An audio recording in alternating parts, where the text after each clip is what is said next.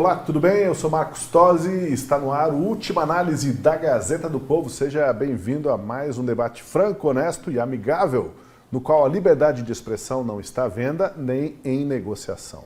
O tema de hoje é urgente e fundamental para a democracia, justamente a liberdade de expressão e as incansáveis tentativas de controlar o que você vê e diz nas redes sociais. E o estopim para a nossa conversa veio do outro lado do mundo, da China, partiu do casal Lula e Janja.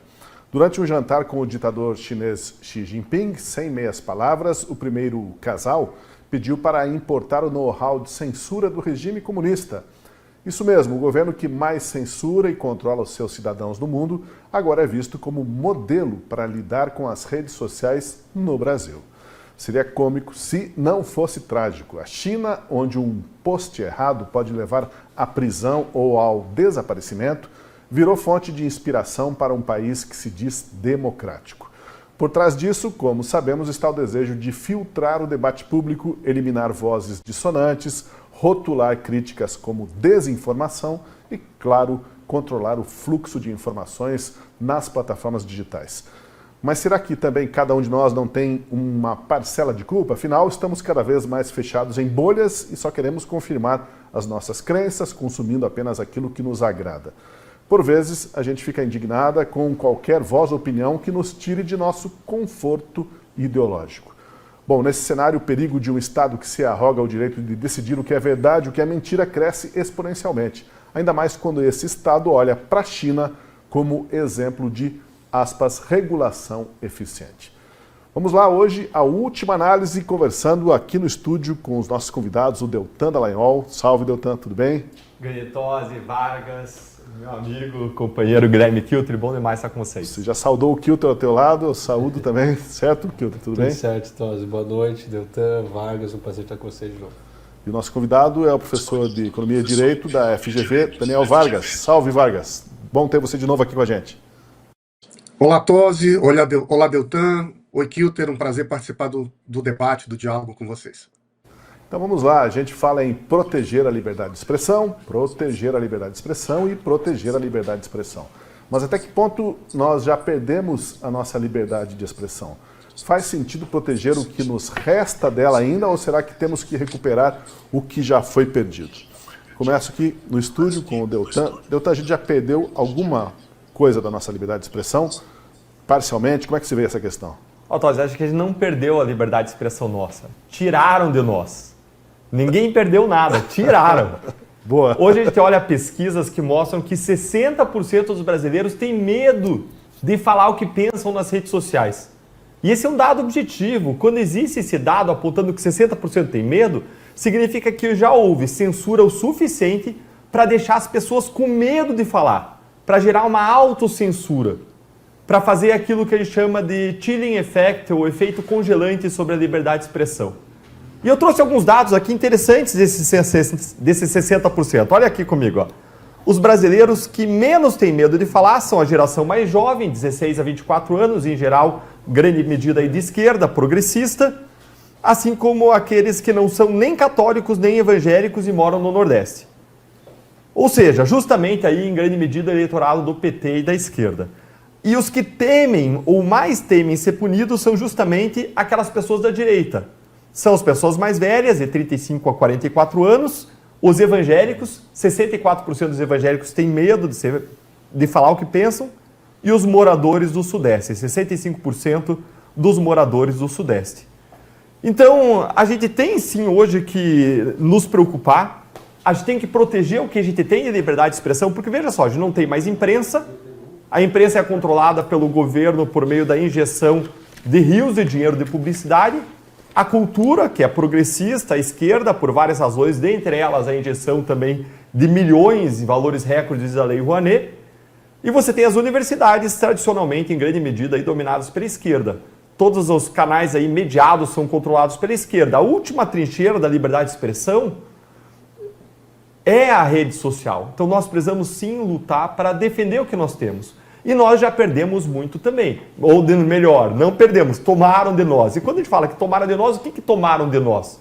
Tomaram de nós quando o Alexandre de Moraes retira, censura 150 perfis E os papéis do Congresso americano, o relatório do Congresso americano, apontou que tinha 300 contas em risco. Nós perdemos ainda a liberdade dos nossos parlamentares de criticarem o próprio STF e exercerem sua imunidade parlamentar quando a gente tem Nicolas Ferreira, Marcel Van Hatten, com inquéritos contra eles e outros. Eu mesmo, por exercer a minha liberdade de expressão lá, tive inquérito contra mim instaurada. A gente perdeu quando a gente não pode mais criticar o governo, porque quem criticou a atuação do governo nas enchentes no Rio Grande do Sul teve inquéritos instaurados contra si a pedido da AGU, da Advocacia Geral da União. Quando eu critiquei a atuação do Ministério da Justiça pelo ministro que entrou nas favelas, tive inquérito contra mim instaurado, mesmo sem ter feito nenhuma fake news. Não afirmei nada, só questionei usando como embasamento pessoas que falavam que dificilmente alguém pode entrar numa favela daquele modo sem ter um acordo prévio com os líderes das organizações criminosas das favelas. Nós temos, então, vários casos aí de censura, a ponto que hoje promotores e juízes que atuaram na Lava Jato, eles têm medo, eles não falam justamente por esse chilling effect. Está todo mundo em silêncio. Então, nós sim, nos tomaram muito em matéria de liberdade de expressão, mas nós precisamos lutar para recuperar isso e, ao mesmo tempo, manter aquilo que a gente ainda tem. Você falou do chilling effect, a intimidação, né, que ocorre quando há esse tipo de intervenção estatal, caçando alguns, tirando a palavra de outros, e assim um grande público fica receoso de falar o que gostaria de falar. Kilter, como você vê o que nos foi tirado ou o que perdemos, talvez? Sim. É muito comum, Tosi, quando a gente fala desse tema de liberdade de expressão, a gente lembrar do Alexandre de Moraes e mencionar o nome dele, como o Deltan muito bem citou aqui em diversos casos. Mas, ao meu ver, existe uma estrutura, que eu gosto de chamar de monopólio da censura no Brasil, que é maior do que só o ministro, que, claro, é a cabeça de todo esse esquema. Mas eu vejo um tripé muito claro. A gente tem um Supremo Tribunal Federal que passa do ponto, que se excede em suas determinações, remoção de perfis do ar, remoção de matérias jornalísticas, diversas formas de censura, decisões judiciais que normalizam essa censura. Nós temos um governo federal que traz uma narrativa que embasa essas retiradas de conteúdo do ar, ou seja, de que existe desinformação, fake news, conteúdos que prejudicam, que geram ódio e por isso eles devem ser removidos. E aí, claro, esses conteúdos sempre são da direita, nunca são da esquerda e esse governo sempre alimenta essa narrativa. A gente vai falar do governo Lula e da Janja indo fazer isso lá na China. E tem a terceira parte desse tripé, que é a imprensa tradicional, que a grande parte dessa imprensa tem as suas próprias agências de checagem. E essas agências de checagem vão lá, checam o conteúdo da internet, da rede social, dizem se é verdade ou não, e a grande realidade é que essas agências de checagem sempre usam a própria velha imprensa como um meio de validar ali a comunicação, que é verdadeira ou não. Então aqui a gente tem o interesse político, o interesse de narrativa, aqui a gente tem o interesse econômico da velha imprensa e aqui a gente tem o Supremo Tribunal Federal interessado cada vez mais no próprio poder. Então esse tripé ele se autoalimenta, é como se fosse um ciclo, um vai alimentando o outro. Isso tem crescido cada vez mais agora no Brasil, ainda mais em processo de eleições. O processo eleitoral me parece que é um processo que acelera tudo isso, que deixa tudo isso ainda mais evidente. Quando são derrubados perfis, quando são derrubados conteúdos e diversas pessoas são impedidas de falar, algumas até presas, como a gente viu até hoje, pessoas que não foram presas por discurso de ódio, mas por se manifestarem, por irem à rua, ou às vezes por financiar alguma manifestação.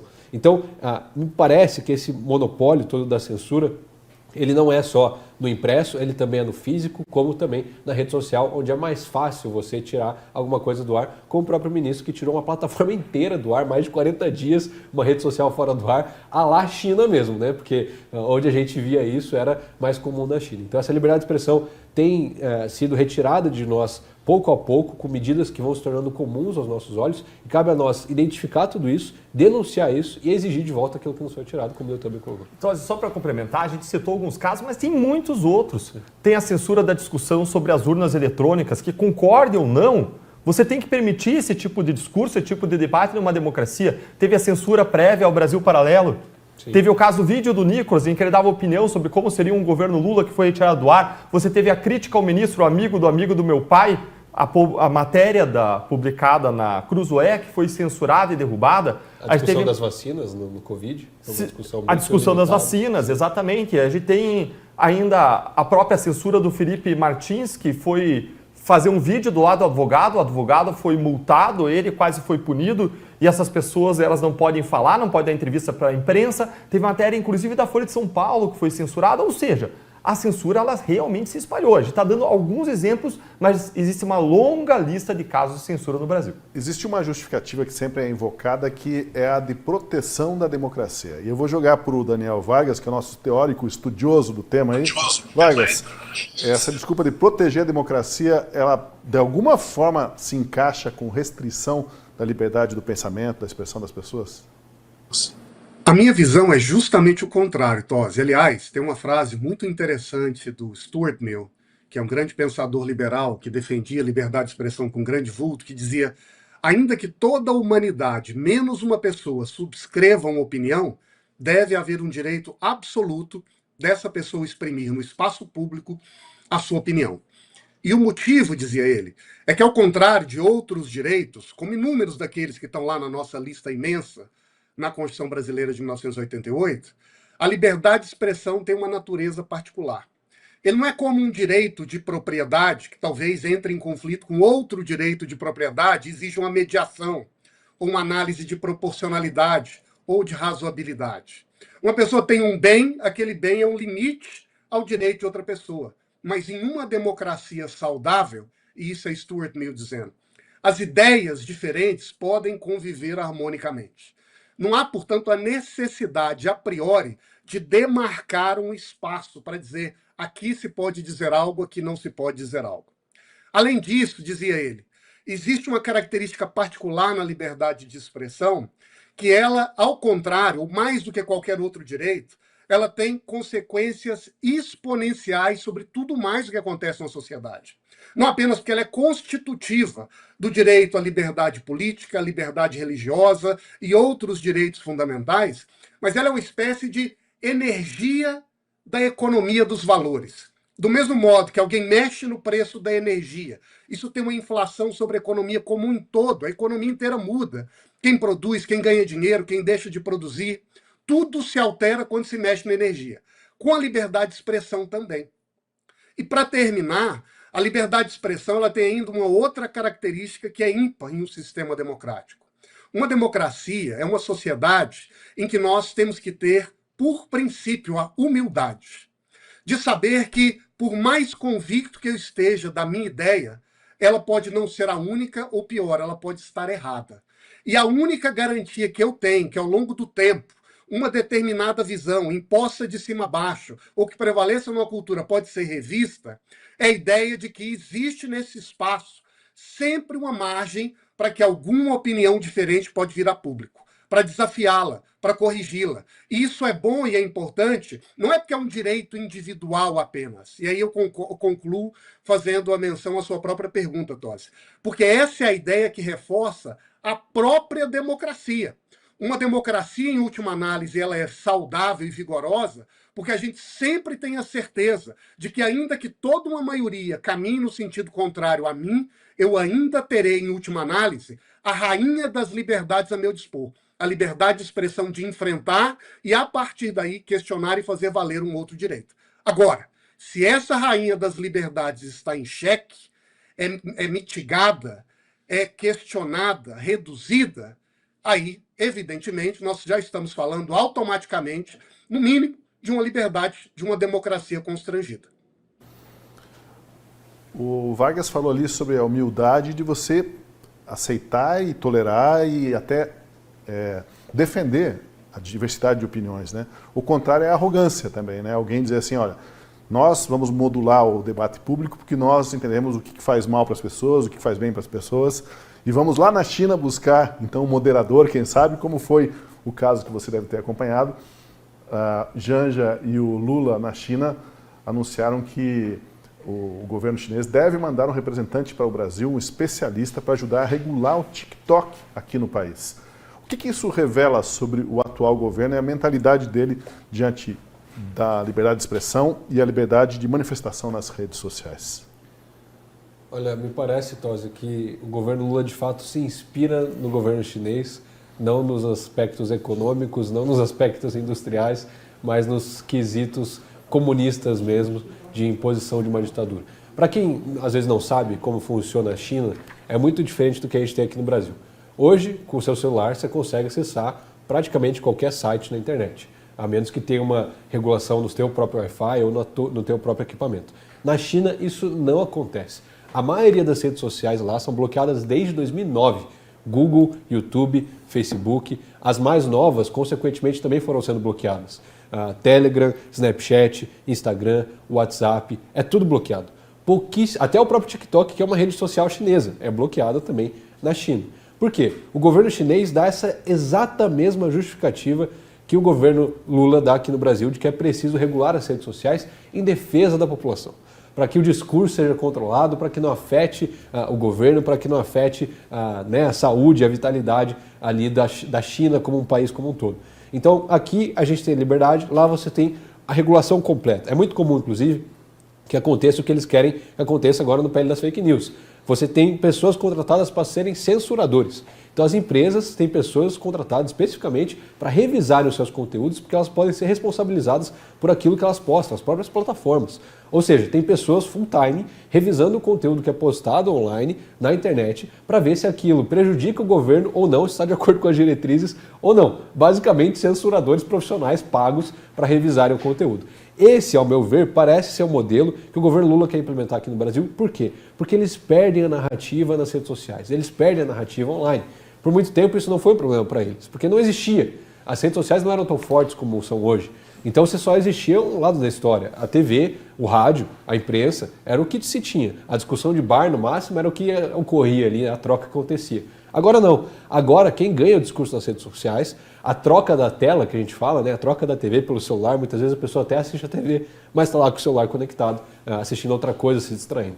Então essa troca movimentou muito o cenário e mesmo o PT tendo 16 anos de governo, eles estão vendo seu futuro prejudicado. Eles imaginam que esse monopólio não vai continuar. Então eles precisam fazer algo emergencial, porque eles, pelo caminho natural, pela cultura natural, eles não conseguem se desenvolver uma comunicação digital do zero para fazer frente aí ao discurso da direita nas redes sociais. E aí eles vêm com essa mesma justificativa chinesa, de que é preciso regular as redes sociais pelo bem das criancinhas, para impedir o discurso de ódio, para proteger a democracia, e todas essas justificativas que, no fundo, não se realizam na prática. Por quê? Hoje já existe uma regulamentação das redes sociais, que é o Marco Civil da Internet. A gente pode aprofundar um pouco depois essa discussão. Mas não é verdade que as redes sociais são uma terra sem lei, onde todo mundo faz o que quiser e não é responsabilizado. Não é verdade. Ainda existe justiça, ainda existe primeira instância, segunda instância, que as pessoas podem entrar na justiça, ter o conteúdo removido e o devido processo legal aferido. Então, a gente precisa entender qual que é a verdadeira motivação desse governo, mas me parece que cada vez mais essa aproximação ao governo chinês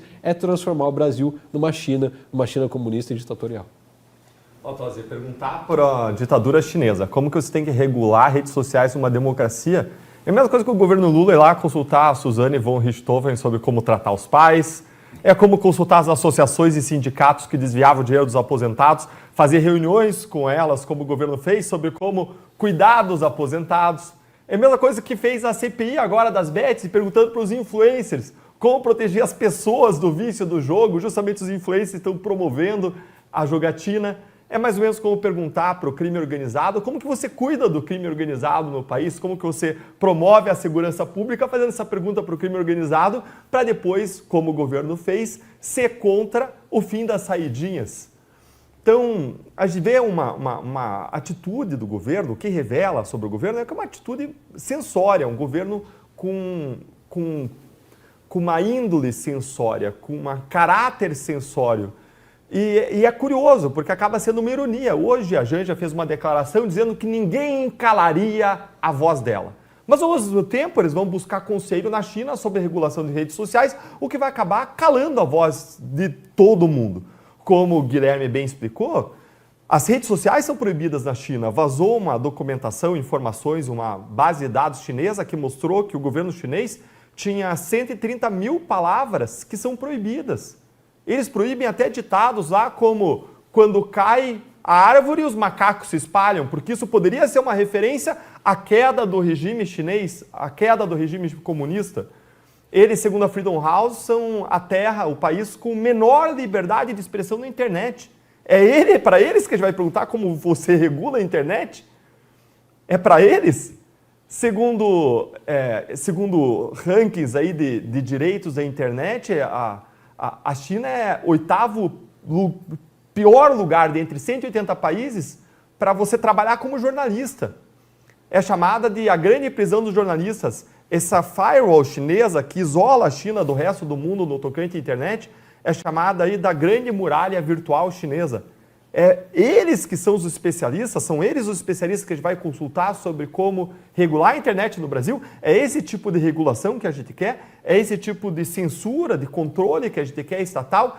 Isso nos traz uma preocupação, especialmente quando você olha para o contexto brasileiro, porque eles dizem que é para proteger as pessoas de violações, crimes que acontecem na internet, mas são os mesmos crimes que acontecem fora da internet, são protegidos por leis normais, e o contexto revela a intenção. A grande preocupação hoje do governo é como que ele limita o alcance de vídeos como o vídeo do Nicolas sobre o Pix, como o vídeo do Nicolas sobre o INSS. E o contexto nos traz significado para a ação de que, olha, muito provavelmente o que esse governo quer, na verdade, não é regular a internet para proteger as pessoas de crimes praticados online, mas é sim regular a internet porque esse governo ele fica que nem um barata voa quando vem um vídeo do Nicolas de crítica pública intensa ao governo. Então, a grande preocupação que nós temos é sim, parece pato, anda que nem pato, faz quaquá, tem pena de pato, é pato. Tem toda a intenção, a vontade de censurar, busca inspiração no regime chinês de censura. O projeto que já foi adiantado caracterizava, implicava em censura no passado, o projeto das fake news, PL das fake news. Saiu uma nova reportagem da Globo dizendo que o novo projeto que o governo vai propor vai permitir o bloqueio das redes sociais no Brasil por uma autoridade indicada pelo governo. Olha, tem cara de pato, faz coaquá, anda que nem o pato, meu amigo, é pato, é censura.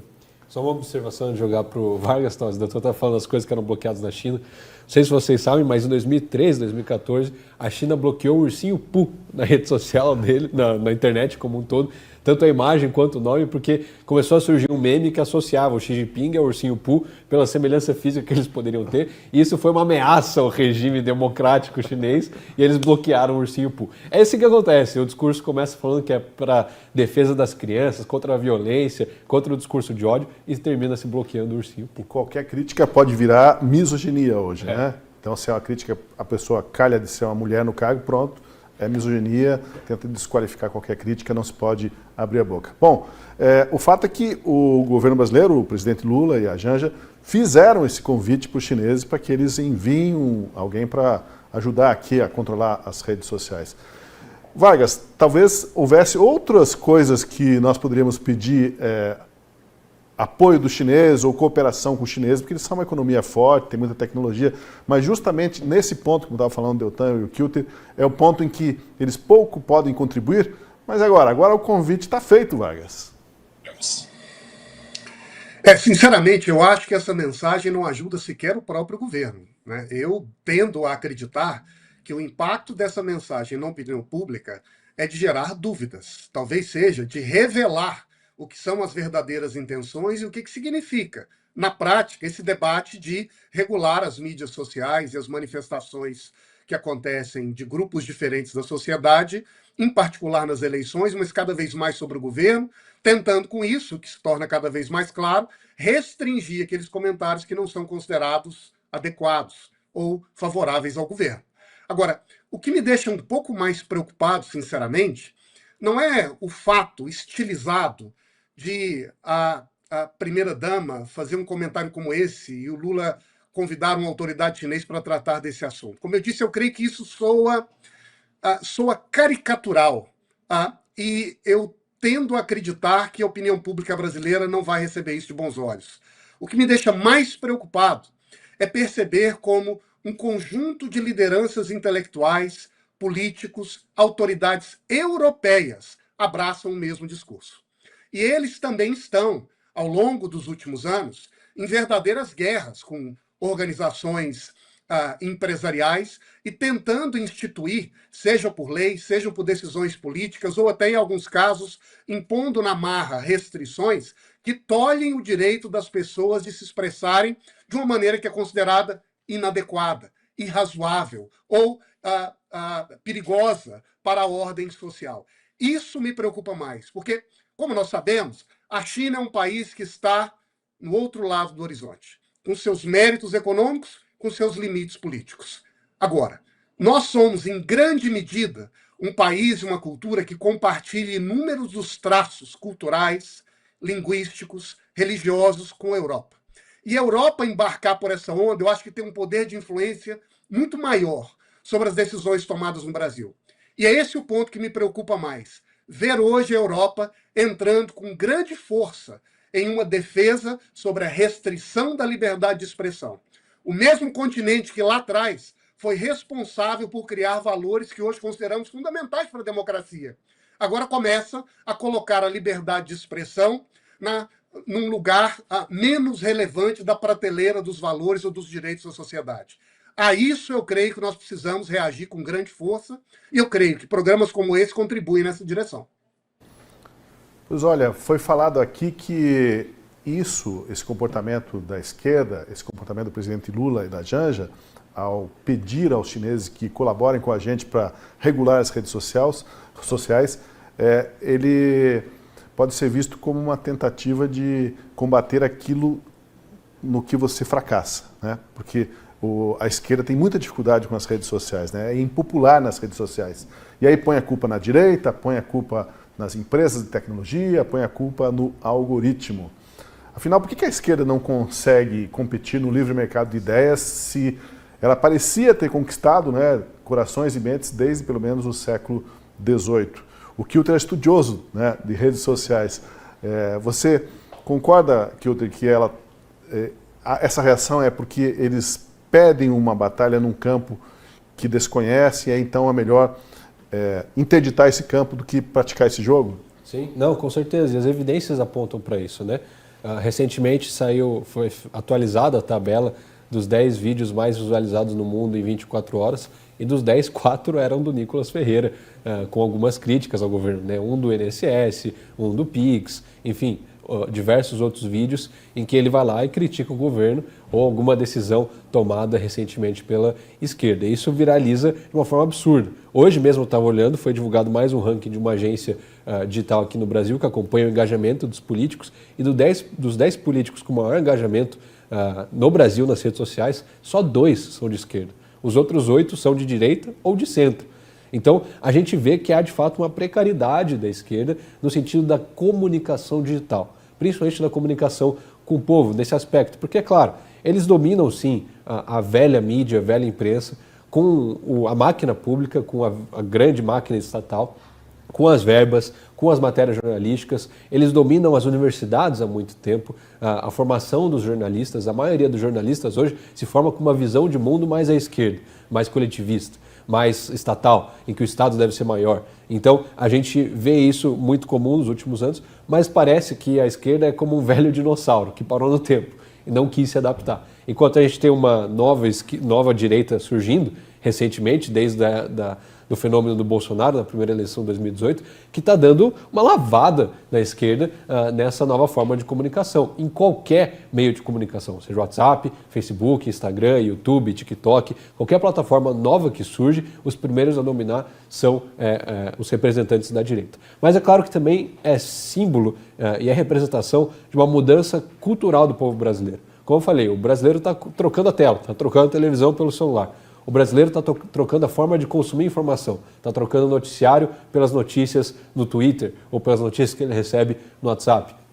Então há essa mudança de padrão, há essa mudança de comportamento e há uma própria mudança na população brasileira. A gente vê um crescimento estrondoso dos evangélicos no Brasil, que também é um público que tende a ser mais conservador por sua visão de mundo. Então há essa mudança de parâmetros, há essa mudança de comportamentos. Agora, me parece que é justamente por esse motivo, por perder a batalha no ambiente digital, que a esquerda vem com a ideia da regulação, quando já existe a regulação.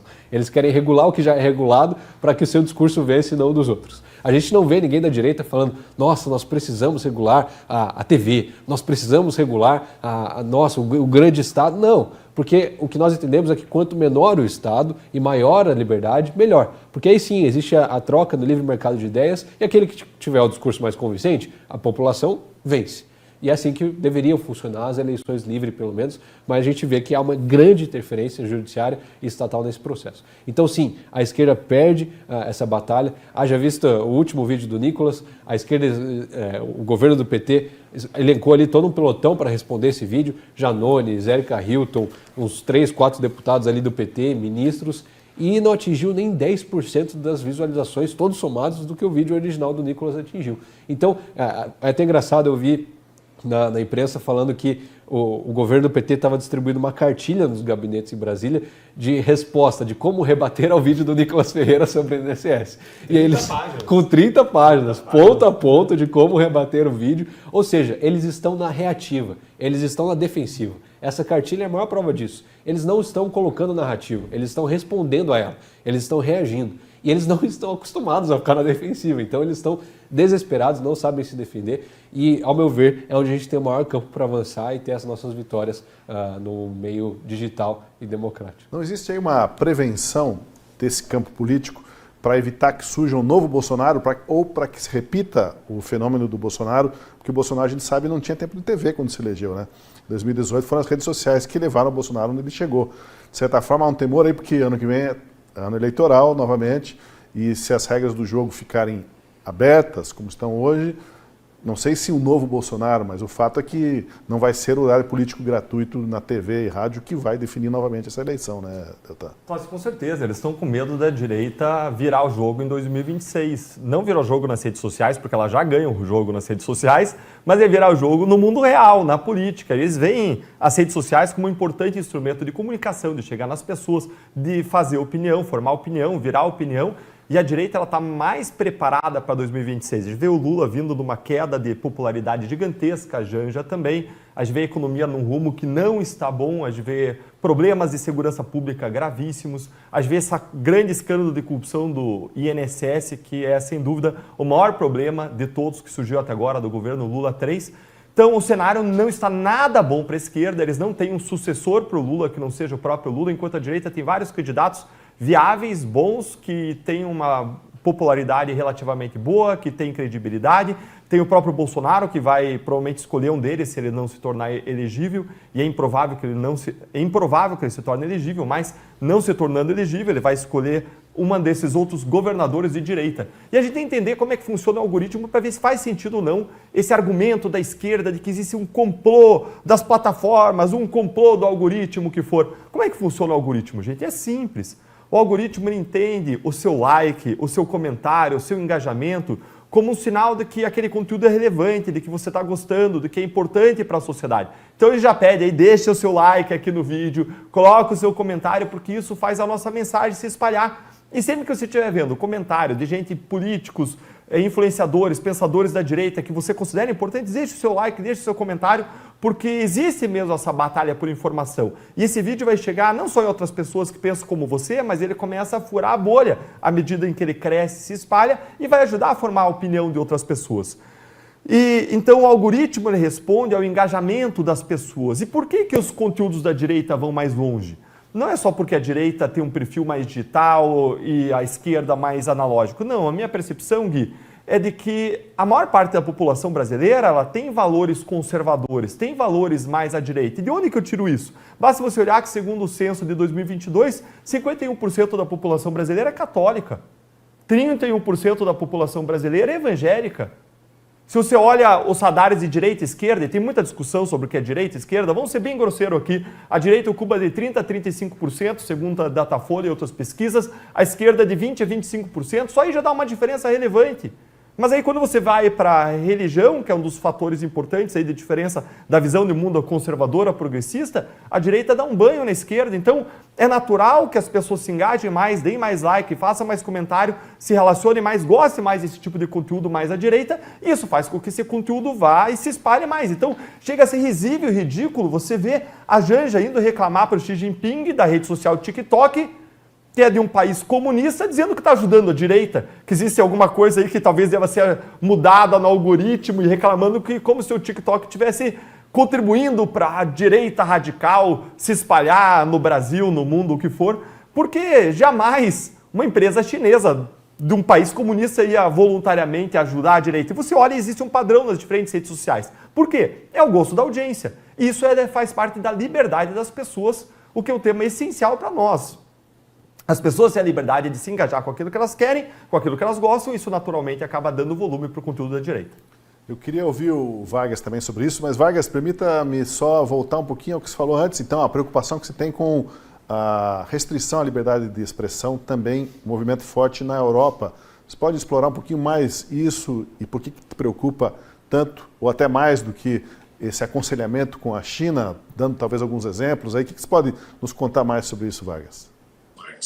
Olha, eu acho que o último episódio político que jogou luz sobre esse problema de uma maneira muito explícita foi a visita do vice-presidente norte-americano à Alemanha, falando por um conjunto de lideranças, incluindo a alta cúpula política do país, botou o dedo na ferida e disse, olha, vocês aqui estão restringindo liberdades, em particular a liberdade de expressão, que consideram como sendo inadequadas, indesejadas, né? E citou inúmeros exemplos. Um exemplo foi uma pessoa que professava uma determinada religião e iniciou uma prece em frente a uma clínica de aborto, como uma crítica feita a essa prática, e foi presa por uma autoridade inglesa, no caso, sob o argumento de que estaria provocando uma ameaça à ordem pública, uma desordem institucional. E eu creio que vários outros exemplos acumulados na experiência ao longo dos anos, em várias áreas, vão colocando, passo a passo, exceções num direito que deveria ser o princípio e a base. Né? Porque a gente sabe que em outras realidades políticas e econômicas do mundo, em particular na China, a maneira de entender como a sociedade se organiza é diferente. E eu acho que nós temos aqui todo o direito de discordar e devemos criticar aquilo do qual discordamos, da maneira como a China entende a política e os valores. Mas todos sabemos que aqui nós temos tradições, histórias, organizações políticas, constituições, direitos diferentes. Na Europa, não. O Brasil é, em grande medida, uma adaptação tropical de um conjunto de padrões de organização política e democrática que, gostemos ou não, nós importamos. Muitas vezes, ipsis literis, de uma realidade europeia para a nossa realidade aqui, com alguns ajustes da nossa experiência política particular. E esse emaranhado de ideias passa a flexibilizar uma ideia que deveria ser, talvez, a mais primordial, a arquitetura básica do sistema, que é a liberdade de expressão. Então aqui eu me preocupo de uma maneira muito mais intensa, porque na Europa isso não é só um fenômeno excepcional de uma primeira-dama que se avora no direito de dar opiniões ou de fazer perguntas em um determinado jantar. Isso é uma posição de intelectuais, lideranças políticas, com projetos de lei que tramitam em países e que caminham nessa direção. Aí eu creio que a influência para nós é mais direta e, por isso mesmo, mais preocupante. Eu creio que acho que o que falta nesse debate, talvez, um ponto que eu agregaria, é um exercício de formação pedagógica da própria elite brasileira para entender que a liberdade de expressão não é um direito de as pessoas insultarem. É uma garantia de humildade para um regime em que as pessoas discordam e para que a gente tenha um mínimo de segurança que viveremos numa sociedade em que a última palavra, em última análise, é a minha opinião. E que eu não vou ser tolhido, porque hoje, em determinada organização, no Supremo, ou no Congresso, ou no Executivo, tem um determinado líder que pensa diferente de mim. Eu acho que este princípio que vem primeiro é a autonomia e o direito à liberdade das pessoas de discordarem, é o que caracteriza, em última análise, as democracias na sua essência. Se a gente o flexibiliza, tudo mais começa a entrar em xeque. Então, desejo aproveitar e aproveitar a experiência, o conhecimento do Daniel Vargas, um dos grandes especialistas desse tema. Daniel, eu estive olhando na época do PL das fake news, eu fui olhar toda a diretiva, a regulamentação europeia das redes sociais. E eu vi que o Brasil, ele não copiou o modelo europeu. Ele talvez se inspirou, mas piorou 30 vezes. O Brasil deturpou, fez uma caricatura da regulação europeia de forma 10 vezes pior. Vou citar um exemplo. Tinha uma autoridade que cuidava da regulação das redes, da imposição de sanções na Europa, prevista por essa diretiva. E quem que era essa autoridade? Cada país indicava um membro, um ou dois membros, e você tinha um conselho, e esse conselho ia atuar sobre as plataformas. Isso garantia que esse conselho ele não ia ter uma visão partidária, não ia ter uma visão de um governo A ou de um governo B, mas ia ser altamente plural.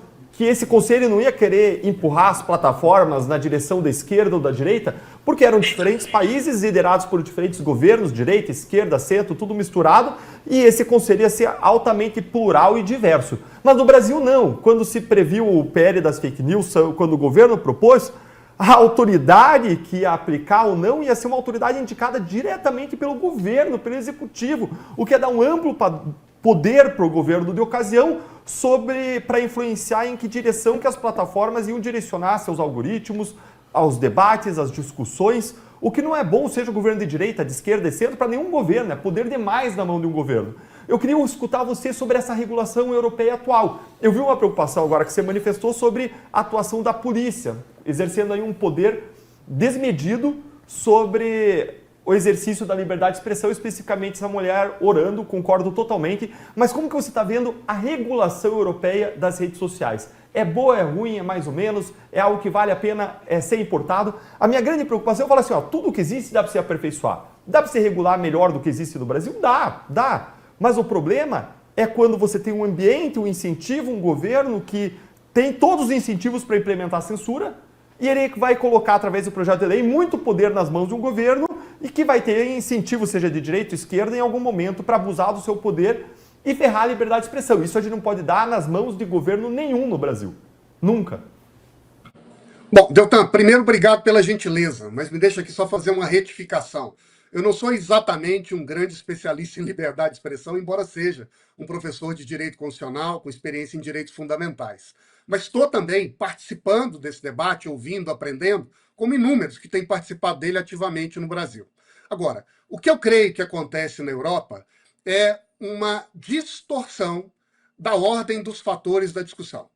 Então, para não alongar no raciocínio, na explicação, Deltan, mas a minha tendência é de discordar da própria ideia de que a gente tem que ter um conselho, seja esse conselho eleito por indicados de partidos diferentes, de governos diferentes, para, a partir daí, criar a ordem do que é o bom senso comum, ou o que é o razoável em uma sociedade com pessoas que têm perfis, visões, ideias diferentes.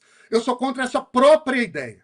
Eu acho que o que o Brasil faz, como você mesmo está indicando, ao reduzir esse conselho à escolha política do líder de plantão, é radicalizar um problema que eu já creio que já é grave na própria regulação europeia. E me parece que na Europa há um outro componente que acaba prejudicando ainda mais o debate lá e a gente importa para cá. A Europa tem uma grande ojeriza a grandes empresas de tecnologia. Existem histórias para isso, mas não é por acaso que todas as empresas que hoje são consideradas grandes empreendimentos no mundo digital, que aprenderam a lidar com dados, criaram economias de escala, mobilizando informações, e são hoje as grandes empresas com maior valor de mercado nas bolsas de valores do mundo, são norte-americanas. A Europa, no passado, justamente porque regulou a internet, estabeleceu condicionantes para proteger os supostos direitos de informação sobre as pessoas, acabou tolhendo um mercado tão radicalmente que hoje faz com que a Europa tenha uma baixíssima capacidade de participar dessa economia da informação, que é a economia das ideias, que está na base do futuro do conhecimento e da produtividade no continente. Eu digo isso porque hoje a própria Europa começa a rever esse ponto de vista, para perceber que quando eu me antecipo, estabeleço um monte de restrições, com a melhor das boas vontades, eu acabo reduzindo o espaço de inovação.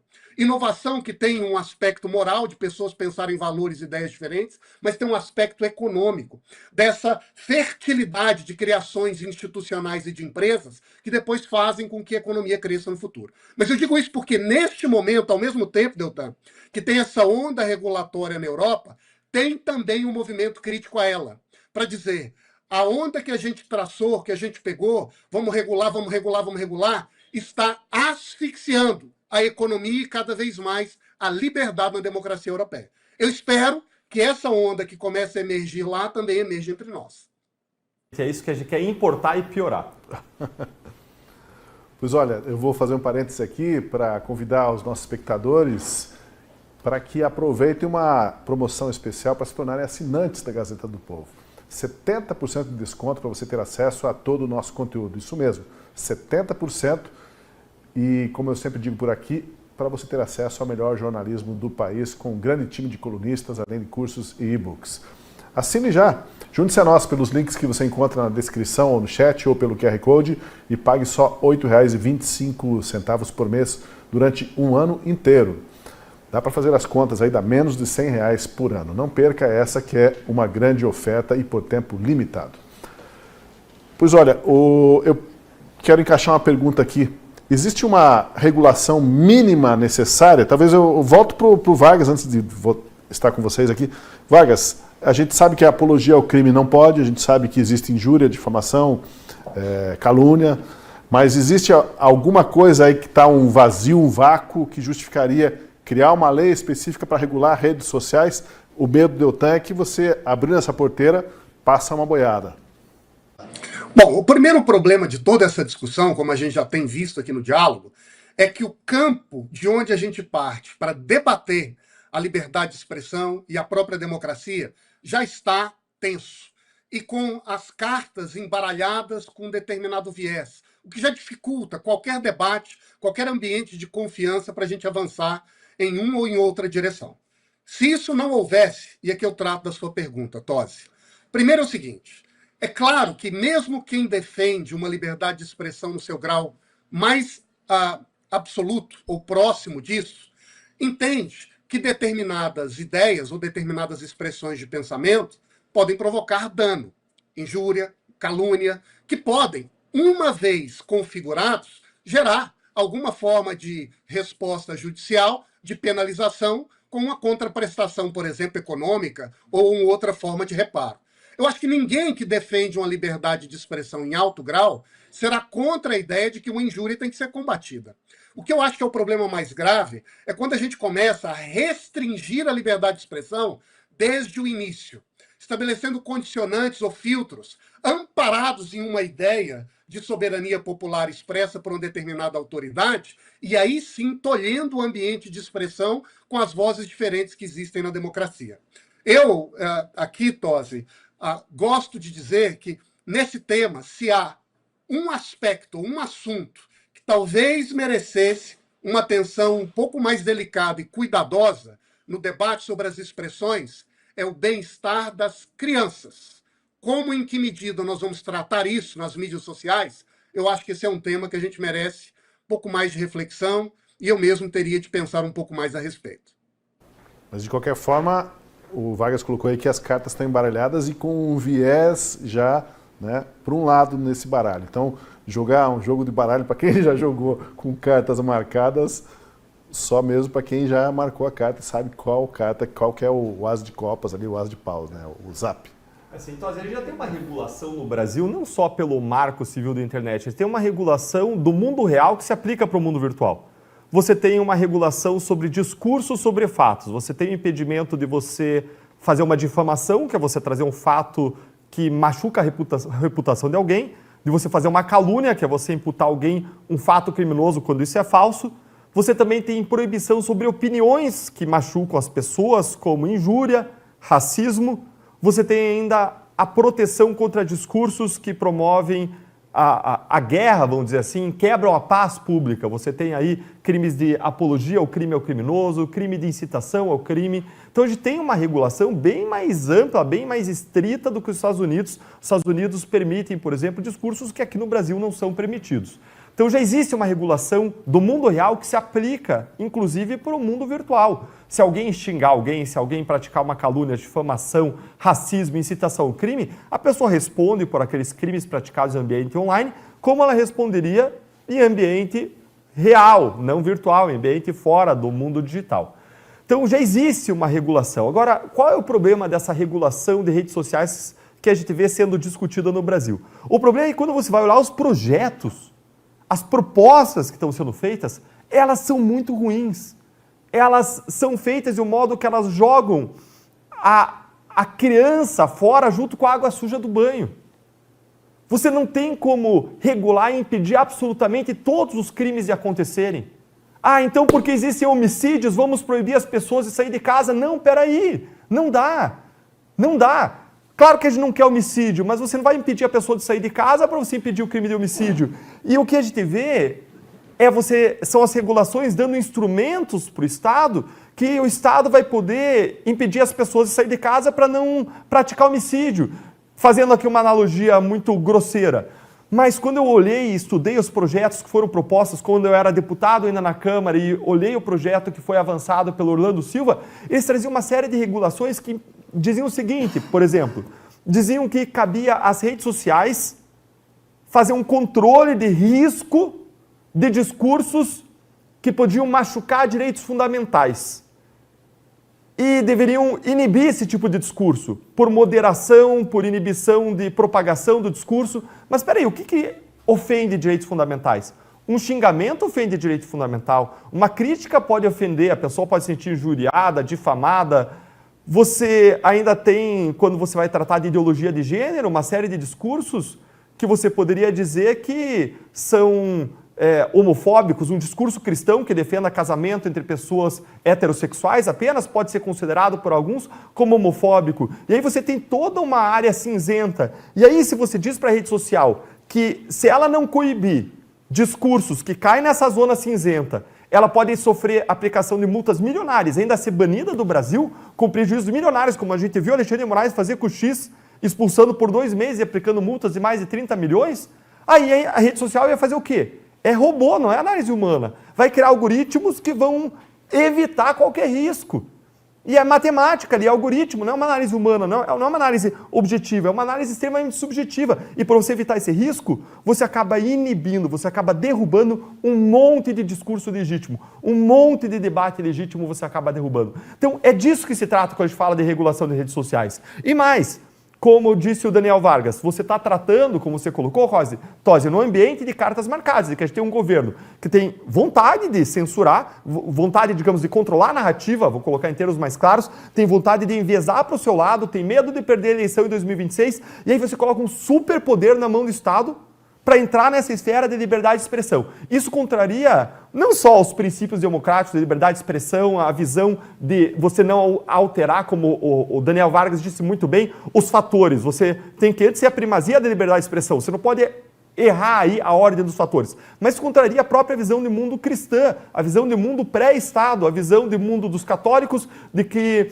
o Estado só atua de forma subsidiária, a visão do mundo dos protestantes, de que existem esferas diferentes, o Estado tem a sua e não pode ficar entrando demais nas outras esferas, existe uma autonomia das esferas, então você está dando poder demasiado para o Estado para mandar no que acontece no indivíduo, na sua vida, na sociedade, na escola, na universidade, na igreja, nas associações. É um poder desmedido nas mãos do Estado, é perigo demais, contraria a nossa visão de proteção da sociedade e do indivíduo, de que o protagonismo é sempre do indivíduo e da sociedade. Ô Tosi, eu queria ler um comentário de uma espectadora nossa aqui da Gazeta, Fátima Rezende, que ela diz assim: quando o governo quer regular algo para te defender, né, pode saber que é censura, não é regulação. E acho que resume muito bem aquilo que a gente tem falado aqui nesses últimos comentários. Porque, em partes, eu vejo que esse também é o grande motivo do porquê a esquerda tem perdido essa narrativa digital. Porque ela simplesmente está preocupada com fantasmas, com coisas que não interessam a população. Ninguém acorda pensando, poxa, como eu gostaria que hoje as redes sociais fossem reguladas. É o principal problema que me atrapalha hoje. Não, as pessoas acordam querendo comprar comida mais barata, as pessoas acordam querendo ter um melhor salário, as pessoas acordam querendo ter o seu desconto indevido na aposentadoria ressarcido, as pessoas acordam querendo sair de casa com uma política sobre drogas eficiente para não ter que ver morador de rua na porta do seu comércio todo dia. As pessoas acordam querendo ter mais segurança, querendo que o traficante seja preso, que o bandido fique na cadeia. É isso que as pessoas querem, mas em nenhum momento o governo toca nesses assuntos, toca nessas pautas. Ele fala, sim, da regulação das redes sociais, porque isso afronta a democracia, como se todo brasileiro tivesse nitidamente preocupado porque a democracia está morrendo e não consegue fazer mais nada. Se de fato a democracia está morrendo, é porque o STF está asfixiando ela e não porque as redes sociais precisam ser regulamentadas. Esse é o verdadeiro motivo. E a gente tem algumas ilustrações disso, Tosi, da diferença de comportamentos. Por exemplo, teve uma matéria em uma grande rede nacional que falou que alguns grupos extremistas estavam se organizando através de uma plataforma Discord, chamada Discord, para realizar ali os seus atos.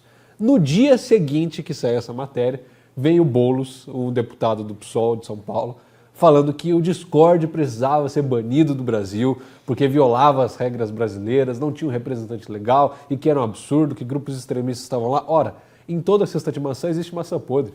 E na sociedade como um todo existem pessoas que são criminosas. No WhatsApp vai ter gente que é criminoso, que usa o WhatsApp para aplicar golpe. No Discord é a mesma coisa. Mas eles usam a exceção para justificar a regra.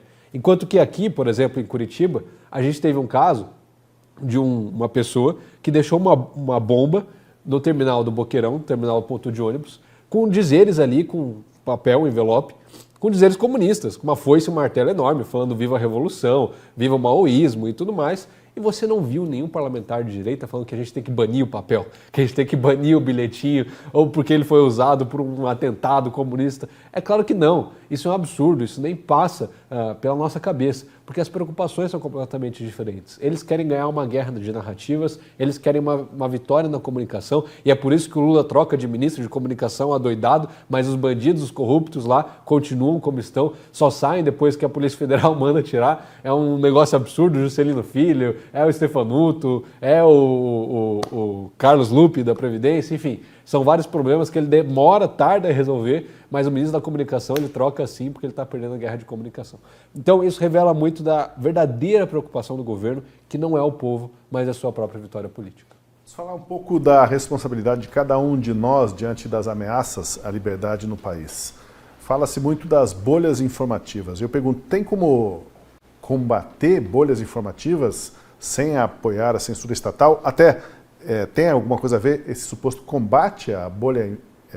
Ou ela na verdade, não é assim um problema, já que as pessoas, é natural que elas tenham esse desejo de se relacionar com quem pensa parecido com elas, né? O que vocês têm a dizer sobre as bolhas informativas e o mal que elas fazem, ou não é exatamente um mal, é uma questão só de as próprias bolhas também, elas não são, quando a gente fala bolha, dá a impressão que é totalmente fechado, né? Mas são vasos intercomunicantes também, né? Sim. Eu acredito que o ser humano ele é sociável, mas ele precisa de um grupo para pertencer. Isso é natural, isso vai ter um reflexo também no mundo digital. E a gente sempre vai querer se relacionar com pessoas que pensam parecido com a gente. Eu lembro até hoje, quando eu estudei a minha vida toda num colégio específico aqui em Curitiba, e eu já tinha meu grupo de amigos muito bem estabelecido, pessoas que pensavam como eu pensava, que cresceram junto comigo, que me conheciam há muito tempo, e era para mim muito tranquilo conviver com essas pessoas, que tinham ideias semelhantes. Quando eu saio desse ambiente e chego na faculdade, um ambiente completamente novo e diferente, eu enfrentei sérios problemas. Por quê? Eu encontrei muita dificuldade em achar quem pensava igual a mim. Eu era uma minoria naquele meio. Mas aí quando eu achei ali os meus 3 ou 4 amigos que pensavam igual a mim, a gente se fechou, fazia grupo de trabalho sempre junto, porque a gente se identificava e um respaldava o outro. Formei a minha bolha. Mas isso é natural, o ser humano não consegue viver isolado. Ele precisa de um grupo para chamar de seu ou de um lugar para pertencer. Então, ao meu ver, as plataformas digitais entenderam o comportamento humano e basearam o algoritmo ou a própria plataforma nesse mesmo comportamento, que é o que define o sucesso. Ninguém sai de casa querendo, nossa, hoje como eu queria debater com um petista sobre o INSS. Não, hoje você quer sair de casa e reclamar com um amigo sobre o governo, que pensa parecido com você. É o processo natural. Só que a gente vive uma recente problematização dessas bolhas como se fosse algo extremamente fora do normal. É claro que existem, sim, casos extremos. E isso a gente deve naturalmente refletir sobre isso, como que a gente pode mudar. Mas, ao meu ver, é um comportamento normal e não deve ser algo que a gente vai criminalizar ou buscar regulamentar só porque elas existem. Então, é interessante como, às vezes, um fenômeno natural pode, na mão de um governo opositor, se tornar uma arma ou um verdadeiro motivo para ganhar mais poder. Estou muito curioso para ouvir o que o Daniel Vargas vai falar. Agora, quando a gente mistura esse fenômeno de bolhas com polarização, existe realmente um acirramento das bolhas. Pesquisas aí sobre a polarização apontam que 32% das pessoas elas não querem nem saber, acham que nem vale a pena conversar com quem pensa diferente delas politicamente. 32%, 1/3 das pessoas. É bastante. Agora, eu gosto muito de fazer analogia com o mundo real. Pensar como que seria no mundo real. Imagine o seguinte, a rede social ela é um pouco parecida com o mundo real. Você vai lá, você dá o like, o conteúdo vem, você dá o like, ele volta, eu entro lá no pesquisar, eu procuro os conteúdos que eu gosto, aqueles que têm a ver com a minha forma de ver o mundo. Agora, imagine que você vai para uma livraria, você que está aí em casa, você vai para uma livraria. Aí, para onde você vai na livraria? Para aquela seção dos livros que te interessam. você gosta de ler um tipo de literatura, ou você é estudioso de direito constitucional, como Daniel Vargas, ou como Gui é um internacionalista, ou como Tosi você entende tudo de agronegócio, e você vai lá e você vai procurar aquilo que te agrada. Eu vou lá na seção de livros cristãos, gosto muito de livros cristãos. Agora imagine que você vai fazer isso, e essa é tua liberdade, é teu âmbito de escolha, você faz isso na rede social, e aí agora querem quebrar isso, dizendo, não, você está numa bolha, você agora vai entrar na livraria e vão enfiar na tua frente livro de budismo, que não é a tua religião. Ou vão enfiar na frente do Tosi, que quer ver lá os livros do agro, livro de filosofia marxista, socialismo. Ou vai enfiar na frente do Gui livros progressistas, que tem exatamente o diferente. Não, porque você está numa bolha, Gui. Enfim, isso aqui, ó, leva isso aqui. Pode o cara se enfiar na tua frente, quebrar a tua liberdade de escolha e ficar enfiando coisa na tua frente que não é a tua escolha, que você não gostaria de ver, que não é aquilo que você tem afinidade, não é a tua opção. Eu não acho que possa ser assim, eu não acho que deva ser assim. Eu acho que é um exagero essa discussão de ter que quebrar bolhas. Não, eu acho que as bolhas são o resultado das nossas escolhas. É aquilo que eu decido ver, é aquilo que eu, como, vamos dizer, consumidor de informação, como alguém que tem uma propensão a gostar de determinados temas, é como eu gostaria de me comportar nas redes sociais. E eu acho que eles querem enfiar pela goela abaixo uma coisa diferente. O que interessa hoje muito a quem? A esquerda, porque a maior parte do conteúdo, efetivamente, na área política, é um conteúdo de direita. Você falou que as pessoas devem ter a liberdade de ter as suas bolhas, né? Uma das bolhas que provavelmente está crescendo muito aí, e também polêmica, é a bolha dos bebês reborn, né? Ora, se a pessoa quer participar da bolha do bebê reborn, quer se identificar, quer fazer um encontro no parque para amamentação conjunta, qual é o problema? Vai lá, o pessoal do bebê reborn. Exatamente. Mas eu coloquei o bebê reborn aí na conversa, mas isso vai ser tema, se não me engano, na quarta-feira a gente vai falar um pouco disso, o que cada um de nós carrega, assim, de certa forma, o seu bebê reborn, né? Suas manias, as suas coisas fora de lugar. Mas... Só não me obriga a ficar vendo o conteúdo que eu não quero do bebê reborn, né, Tosi?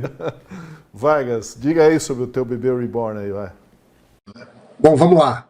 Não é exatamente sobre esse bebê reborn, mas eu acho que tem que ver com o que nós estamos conversando aqui agora há pouco.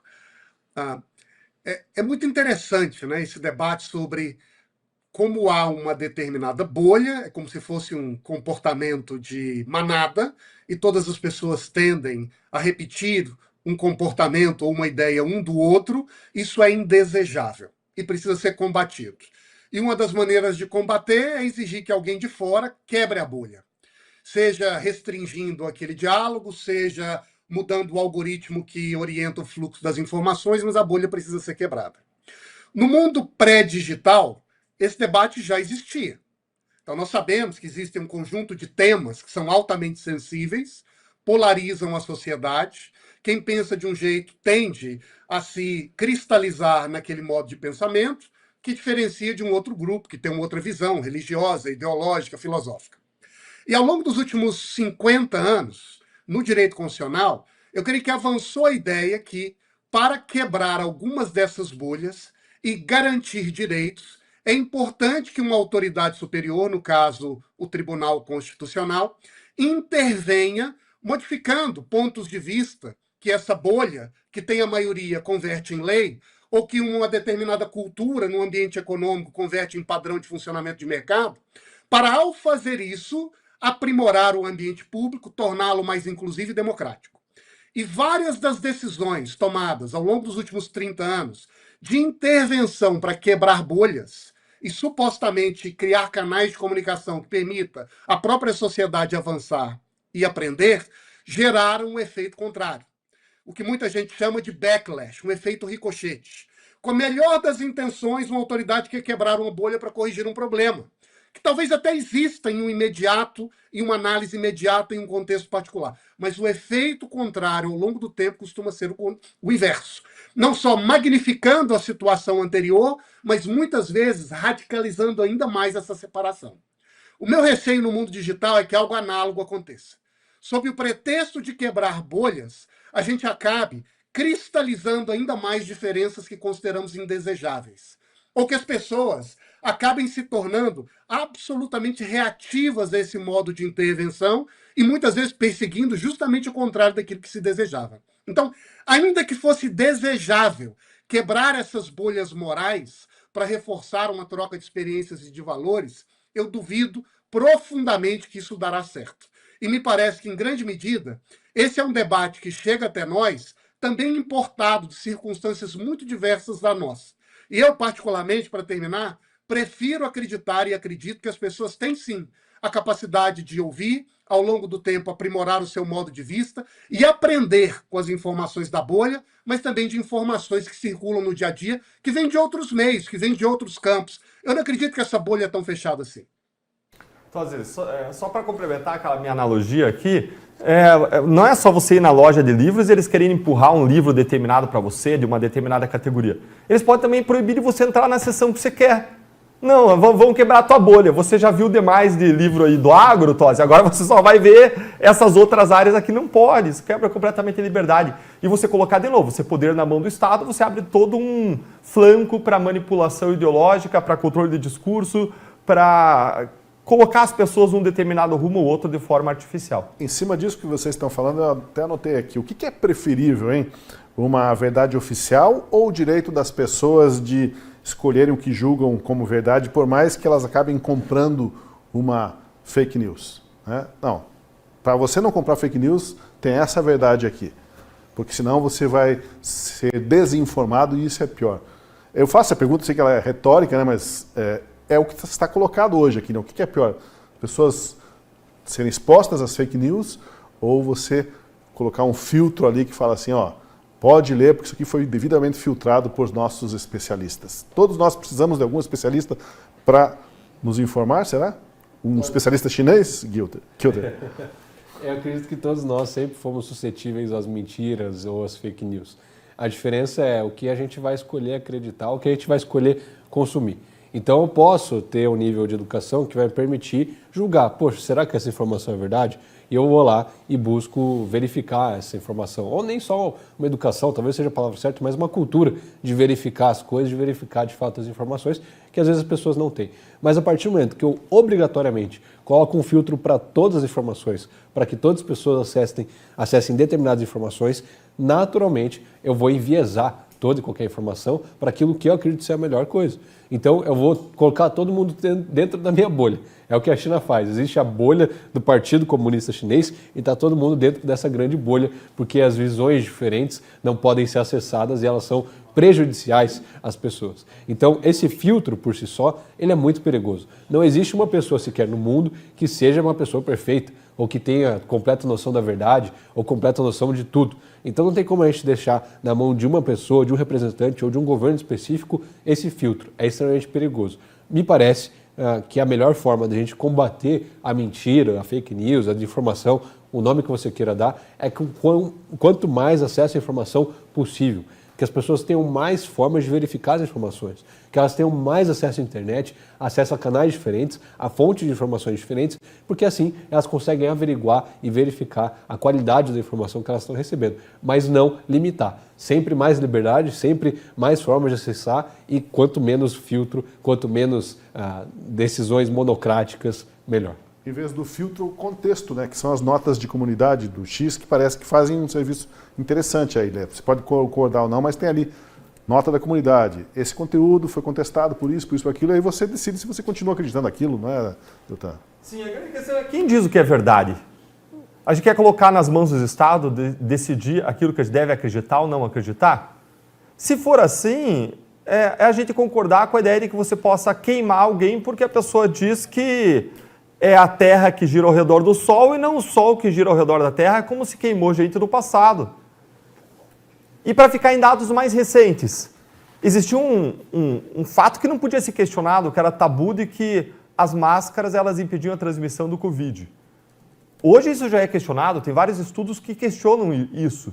Não vou nem dizer o que é verdade ou o que é mentira, mas vários estudos científicos embasados hoje questionam, porque o vírus é muito, mas muitíssimas vezes menor do que as áreas vazias da máscara. Em razão do tamanho minúsculo do vírus, ele passa ali livremente. Então, vários estudos científicos questionam isso. Mais ainda, em determinado momento surgiu a informação de que o vírus do Covid veio de um laboratório. Isso foi prontamente rechaçado, virou um tabu. Você não podia falar nada nesse sentido que era disseminador de fake news. Mas, de repente, começaram a surgir várias informações e agências de inteligência da Alemanha, dos Estados Unidos, dizendo que suas análises confirmam que esse vírus viria de um laboratório. Isso não é conclusivo, existem debates para os dois lados, mas a questão é, nós não podemos e não devemos cercear esses debates. Quando surgiu o 8 de janeiro, algumas pessoas começaram a dizer que tinha gente lá dentro que tinha sido contra, que não tinha querido impedir o quebra-quebra. E eu vou confessar para vocês que quando eu vi aquilo lá, eu pensei, não é possível. O pessoal que estava lá queria quebrar. Até que vieram as câmeras, semana, 2 depois, e estava justamente provando o ponto de que algumas pessoas buscaram impedir o quebra-quebra do 8 de janeiro. Surgiu a tese também de que o governo tinha ajudado os manifestantes de alguma forma. Eu olhei para aquilo lá e falei, não, balela. Não tem como isso ser verdade. E de repente surgem as câmeras de vigilância lá com o G Dias, os caras entregando copo d'água, abrindo porta.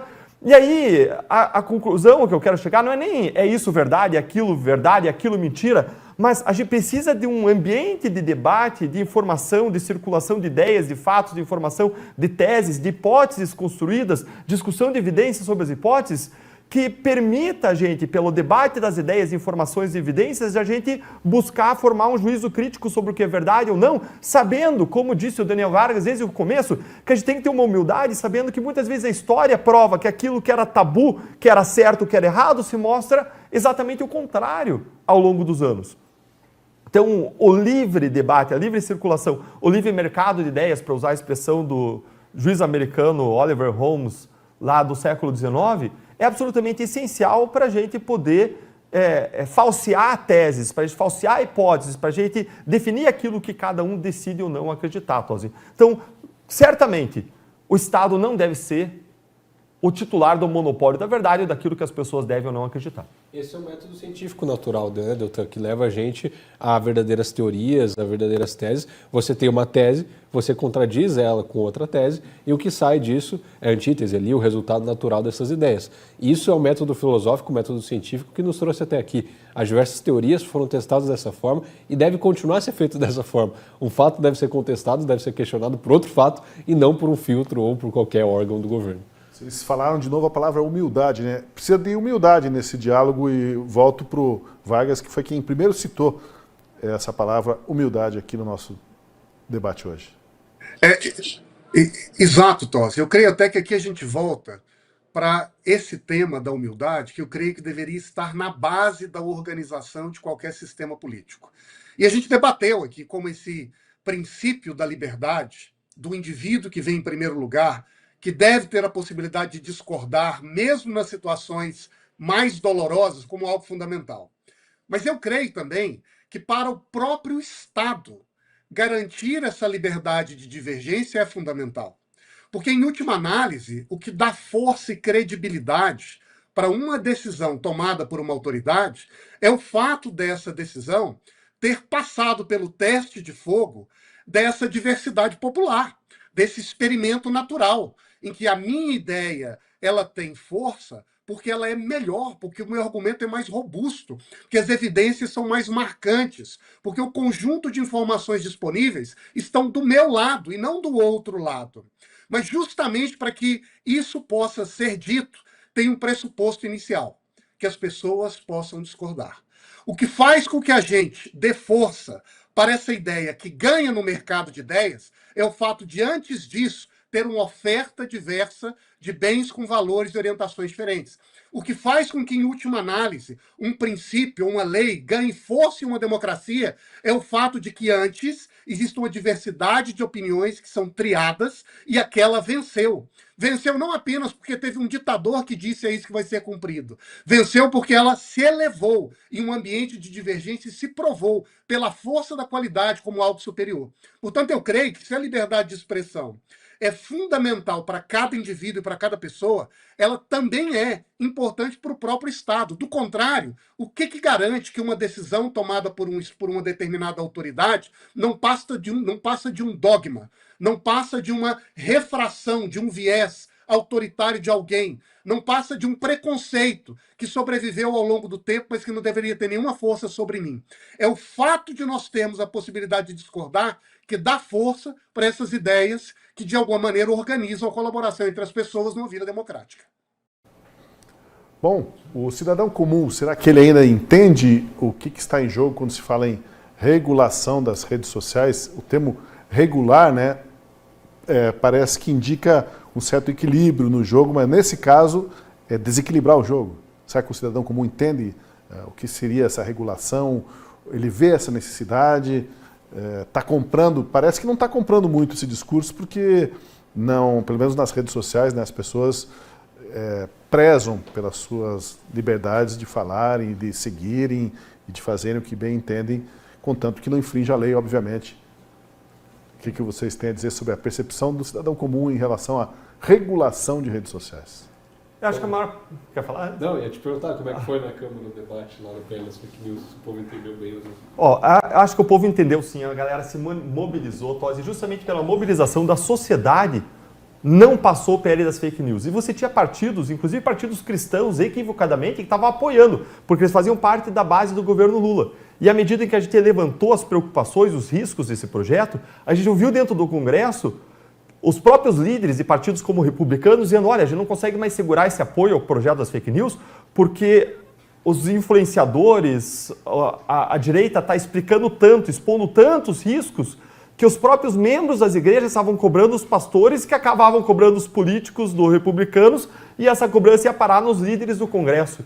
Então, eu acho que grande parte da sociedade entendeu, apesar de existir um discurso enviesado da própria mídia. Eu vi recentemente uma barrigada da Daniela Lima, que desinformou dizendo que 60% das pessoas apoiavam a regulação das redes sociais, como se 60% apoiasse essa regulação que está aí, proposta em discussão e que gera uma restrição da liberdade de expressão. Aí você ia ver a pesquisa e não era isso. Eles que criticam aí a desinformação e que dizem que a rede social é o ambiente de desinformação, ela estava espalhando desinformação, porque você ia olhar o número e era cerca de 30% que admitia a regulação com restrição da liberdade, mas os outros 30% só admitiam a regulação da liberdade de expressão se não houvesse nenhuma restrição à liberdade de expressão. Se fosse uma regulação que não restringisse aquilo que eles entendiam que era só liberdade de expressão.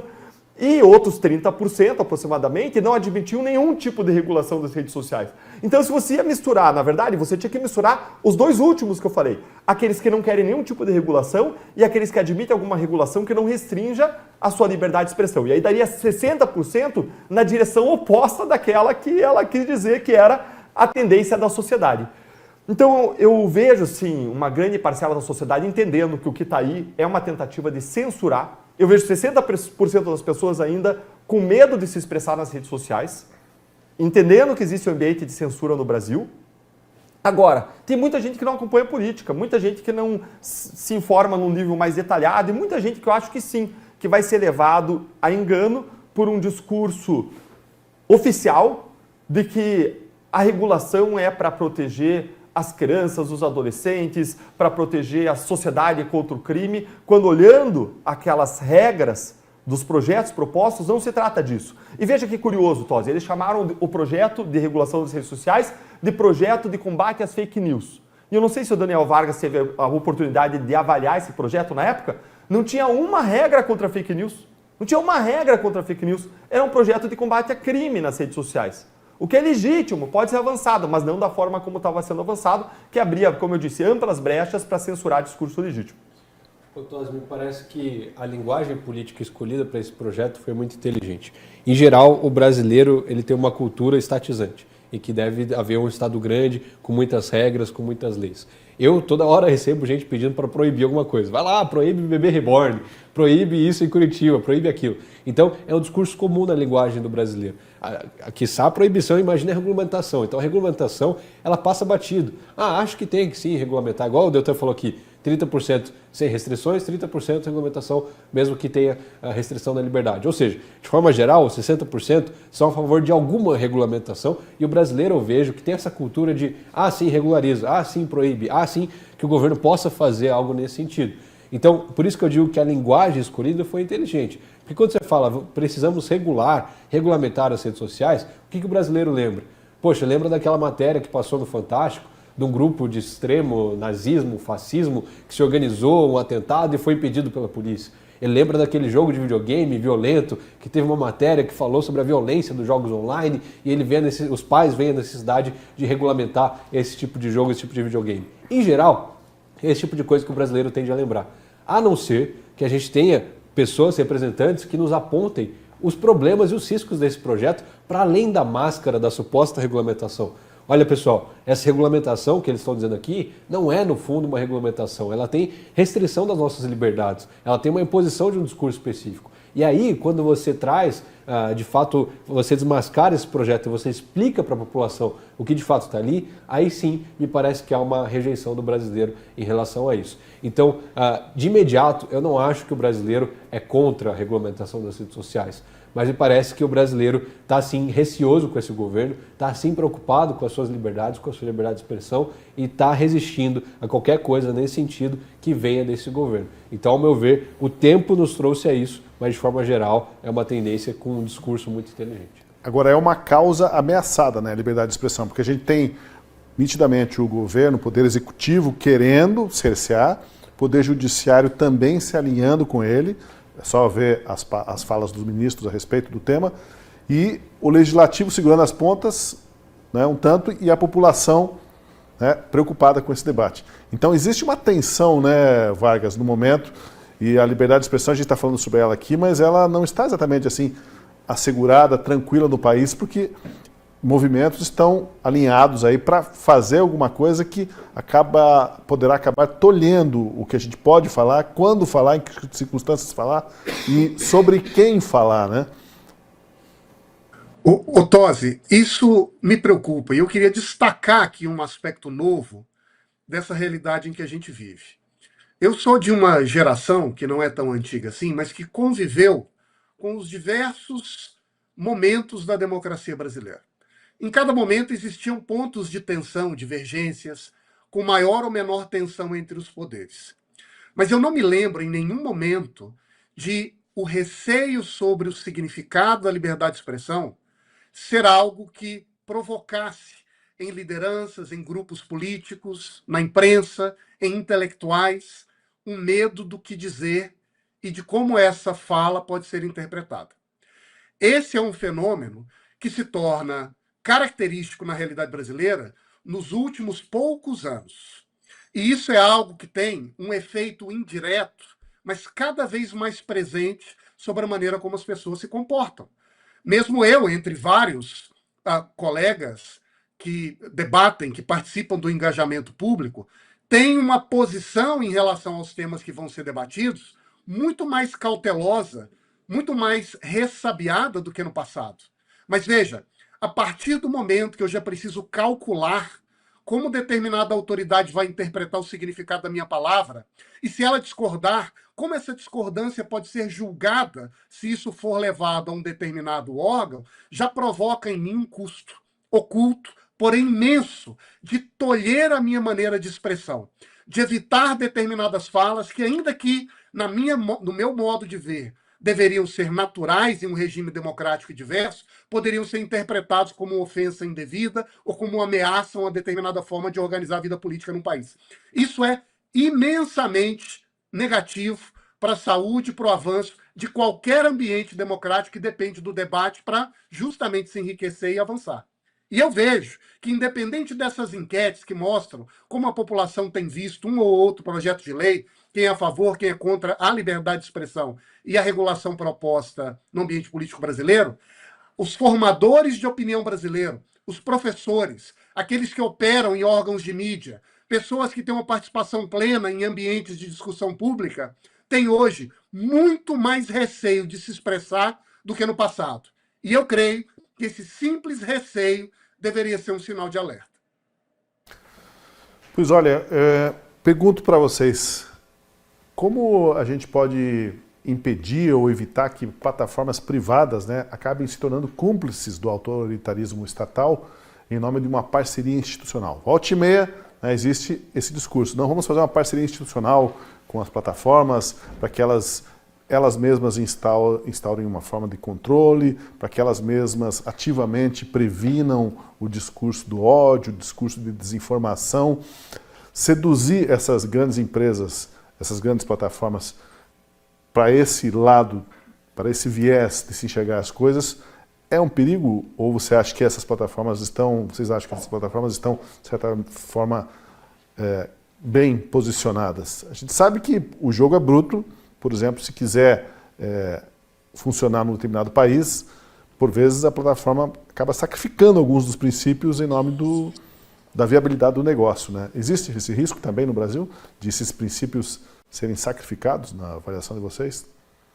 Olha, é simples. Como é que você faz para uma plataforma não ter que ficar de joelhos diante do governo? Você tira o poder do governo para você botar ela de joelhos. É simples. Se a gente permitir que o governo passe uma regulação de redes sociais que permita ao governo, como saiu agora na imprensa, uma semana depois do Lula e da Janja irem para a China e falarem que querem importar alguém para ajudar na regulação, alguém que tem experiência chinesa na regulação das redes sociais, querem trazer para o Brasil para ajudar a regular. Uma semana depois saiu no jornal O Globo uma matéria dizendo que o governo vai propor um projeto em que ele vai ter poder, governo, para bloquear as plataformas de redes sociais do Brasil, independente de decisão judicial. E isso coloca as plataformas sociais de joelhos. Elas vão dançar conforme a música, senão elas correm risco de se ferrar, porque grande parte das decisões são tomadas, elas têm aspectos subjetivos. E o governo pode perdoar ou não perdoar determinadas irregularidades, determinadas falhas, ou pode dar interpretação para determinados posts e relatórios de redes sociais num sentido e outro, e pode colocar a plataforma de rede social de joelhos. Agora, Tosi, eu teria uma proposta final aqui. Se o governo quer regular as redes sociais por causa de discurso de ódio, discurso contra a democracia, eu tenho uma proposta para o governo. Regula o papel. Afinal de contas, papel também serve para discurso de ódio. Vamos pegar aí livros, sei lá, Mein Kampf, Minha Luta, Atentado à Democracia, discurso atentatório contra todo um povo. Olha, tantos outros livros com discurso odioso. Olha, Os Simpsons, vários discursos de ódio ali dentro dos Simpsons. Olha, papéis podem ser usados para você imprimir os humorísticos de antigamente, né? Um plano de golpe. As plataformas que oferecem programas humorísticos de antigamente para você rever, aqueles conteúdos eram muito politicamente incorretos. Então as pessoas não podem mais assistir aquilo, quem sabe? Sim, e papel cabe tudo. Então, papel usado para xingar, para cometer injúria. Alunos usam papéis, bilhetinhos, passam em sala de aula xingando o professor. Crimes aí de injúria, de difamação, de calúnia contra o professor. Vão proibir o papel, então. Né? Se querem regular o discurso de um jeito ou de outro, pode regular a impressora, que palavra pode ou não pode usar em editor de texto, que palavra pode ou não pode usar em impressora. Está aí uma proposta para o governo Lula bem alinhada com sua visão de mundo e diretrizes de regulação das redes sociais. Seja o que vier, que venha como proposta de regulamentação, ele virá com um verniz institucional, né? Com a pregação de que, porque nenhum abusador dos direitos, seja qual ele for, nenhum tirano, nenhum ditador, vai pregar para o seu povo que ele está fazendo aquilo por mera vaidade ou por imposição, sempre visando o bem das pessoas. E esse verniz institucional deve vir também nesse debate, não? Com certeza, sempre vem, né? Como a gente falou um pouco da maquiagem desse projeto, que não é retirar direitos ou impor uma narrativa, mas sim regular, né, os perigos do ódio da rede social. Agora, a gente estava falando das plataformas, Tosi, e eu sempre lembro que as plataformas, no fim do dia, são empresas. Não são ONGs interessadas no bem da sociedade civil, não querem promover o bem comum. Elas fornecem um serviço e estão interessadas em uma clientela aqui no Brasil. Ponto. É assim que funciona. Então essas empresas, quando elas operam aqui no Brasil, elas têm o seu CNPJ, têm o seu representante legal, estão debaixo das leis brasileiras e operam debaixo dessas leis. Isso já deveria ser o suficiente para que uma empresa possa fornecer um serviço aqui no Brasil. Pagam impostos, na grande maioria, principalmente quando a gente fala dessas big techs, essas grandes plataformas, são também uma fonte de arrecadação para o Brasil, mas a gente tem visto uma mudança de comportamento. Antes era muito comum, a gente sempre quando a gente fala dessas big techs, Google, Meta, TikTok, a grande maioria delas são americanas, fora o TikTok, né, que é chinês. Então a gente via todo o embrolho político envolvendo o Brasil e Estados Unidos. E no governo Biden era muito comum que essas plataformas fossem mais submissas às exigências do judiciário, do STF ou do governo Lula atualmente. Mas com uma mudança do governo nos Estados Unidos, a gente viu uma mudança de comportamento dessas próprias plataformas. Antes, era só o Elon Musk com o X que enfrentava as decisões judiciárias do Alexandre de Moraes. As outras grandes plataformas, Meta e Google, removiam o post sem nem discutir nada. O Elon não, foi lá, enfrentou, falou, não, vou manter porque isso daqui que você está fazendo não condiz com as normas do seu próprio país. Com a mudança do governo, a gente viu até a Meta se posicionando publicamente, Mark Zuckerberg se posicionando, falando que precisa da ajuda do governo americano para enfrentar os abusos judiciários em diversos países ao redor do mundo. E claro, com certeza mencionando o Brasil, que é um dos maiores clientes da Meta no mundo inteiro. Então, essa mudança geopolítica global dos países interfere e muito na política das empresas e como elas operam nos países. E aqui não é diferente. Então, me parece que essa mudança de governo lá nos Estados Unidos vai afetar muito a forma com que as plataformas reagem ao governo brasileiro aqui e a essa institucionalização. Tanto é que a AGU convocou uma reunião, coisa de 1 mês, 2 meses atrás, e alguns representantes das Big Techs não foram para discutir ali o marco legal das redes sociais ou o que for a nova regulamentação. O Meta não mandou seu representante. A TikTok, se não me engano, também não mandou seu representante. As cadeiras ficaram vazias, o pessoal gravou e falou, ó, não vieram. Me parece que eles não estão mais tão submissos quanto era antes, porque tem um governo aí fora que está blindando eles desse tipo de abuso. Vamos lá para o Vargas. Eu acho que a onda está se invertendo, sinceramente, pelo menos no debate global. Esse consenso que, de certo modo, começou a se construir no Ocidente nos últimos anos, em vários governos europeus e no próprio Estados Unidos, que era necessário impor limites à maneira como esse conjunto de empresas operam as mídias sociais e, a partir daí, usam isso como instrumento de cerceamento, isso aí entrou em xeque e entrou em choque, com novas organizações, movimentos, e, por sua vez, estão oxigenando e gerando uma outra reflexão sobre como nós devemos lidar com essas organizações e com a regulação das mídias sociais. E o exemplo mais sintomático dessa mudança foi o que o Guilherme mencionou. A gente vê lideranças dessas diversas empresas se posicionando de um modo muito diferente da maneira como se comportavam antes do governo Trump se iniciar. O que a gente ainda está tentando avaliar ou concluir é como essa mudança de orientação que as empresas adotam no plano global vai se configurar no seu comportamento aqui dentro do Brasil.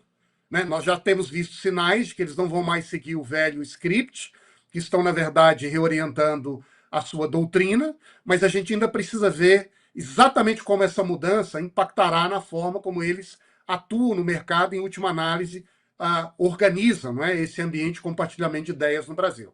Eu acho que a situação brasileira não me surpreenderia se ela caminhasse para um, entre aspas, impasse.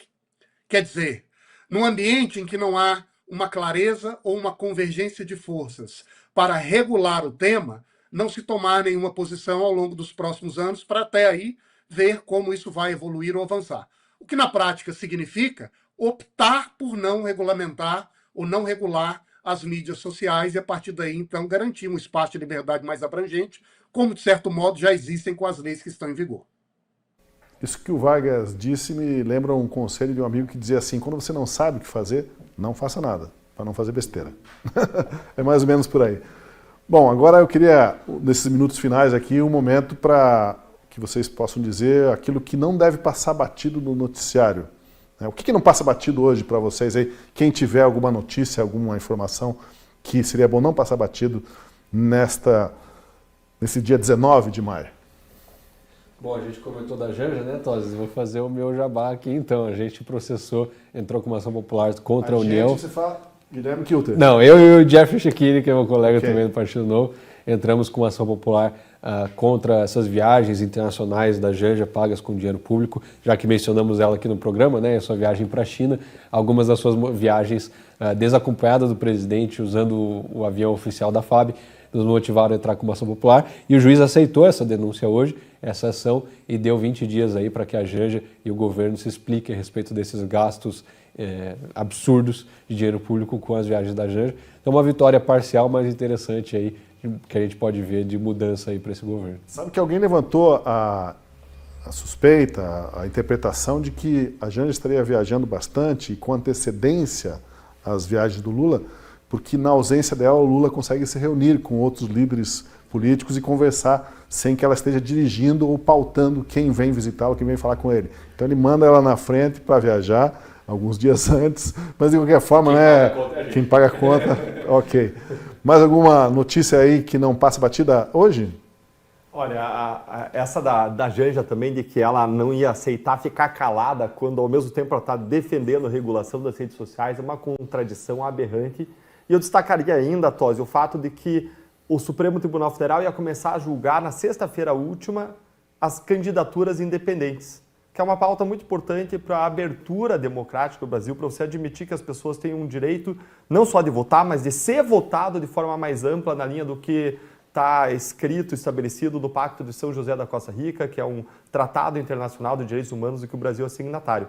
E o Supremo adiou, mas logo, em 1 a 2 semanas, vai pautar isso aí. É um ponto que é muito importante, não só a gente estar atento e acompanhar, mas nós, como sociedade, nós nos mobilizarmos a favor das candidaturas independentes. Ou seja, a favor da possibilidade que qualquer pessoa possa, independentemente de um partido político, possa oferecer seu nome como um nome que vai concorrer a um determinado cargo, seja no legislativo, seja no executivo. Vargas, tem alguma notícia aí do dia que você gostaria de destacar? Ou não precisa ser do dia hoje, mas notícia que está correndo aí. Eu vou seguir o fluxo dos colegas. Está aqui a chamada. Janja defende sua fala a Xi Jinping na China e diz que não se calará. Um aplauso à liberdade de expressão. Tá lá.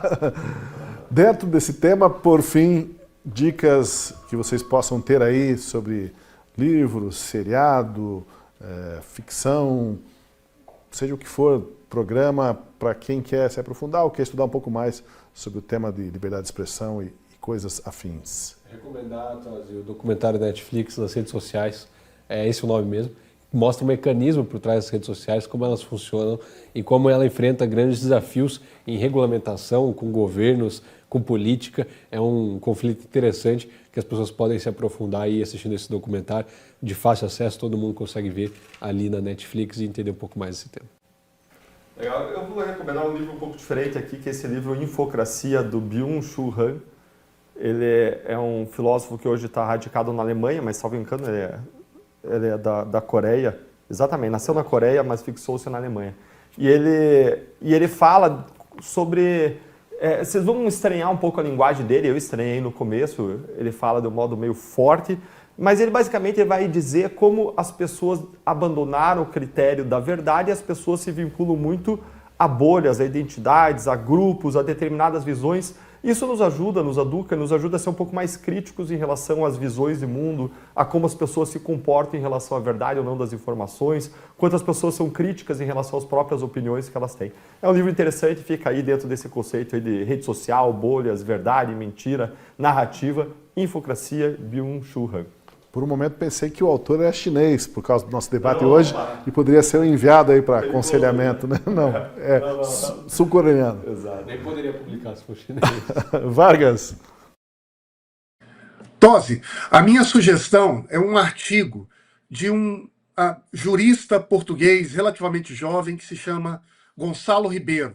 Talvez Deltão tenha conhecido. Na minha modesta opinião, é um dos mais promissores, interessantes e originais constitucionalistas do mundo, que foi indicado, aliás, para o Supremo Tribunal Federal de Portugal, muito jovem, o mais jovem da história de Portugal, aos 32 anos de idade, lá tem um mandato de 12 anos, ele tem mais 1 ou 2 anos pela frente, e ele escreveu um artigo que se chama A Liberdade Pública, Natureza e Fundamentos da Liberdade de Expressão, que pode ser facilmente consultado online, que é uma palestra que ele deu e que adota essa perspectiva, digamos assim, quase libertária da liberdade de expressão, que a entende como um direito que é a base para os demais direitos e o fundamento básico da democracia.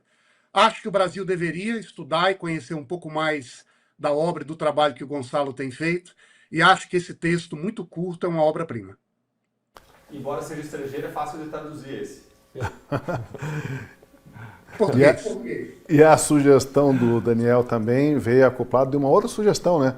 Que é de mandato para ministros do STF, né? Em Portugal, 12 anos então, né? Imagine, esse jovem jurista aí vai se aposentar quando muitos ainda têm 30 e tantos anos aqui no Brasil assim, pela frente. Daniel, não conhecia esse, eu conheço o Jonatas Machado, que é muito famoso, né? Autor português sobre liberdade de expressão. Mas esse eu não conhecia. Obrigado pela dica. Eu também vou conferir, vou atrás. Devidamente anotadas as dicas, eu agradeço a vocês pela participação, pelo debate. Um bate-papo muito interessante. Obrigado, Vargas, obrigado, Dallagnol, obrigado, Kilter, e obrigado para você que esteve com a gente durante todo esse tempo. E acompanhe sempre o Última Análise, de segunda a quinta-feira, às 7 da noite, e reprise no dia seguinte, às 9h30 da manhã. Até o nosso próximo bate-papo. Obrigado, até mais.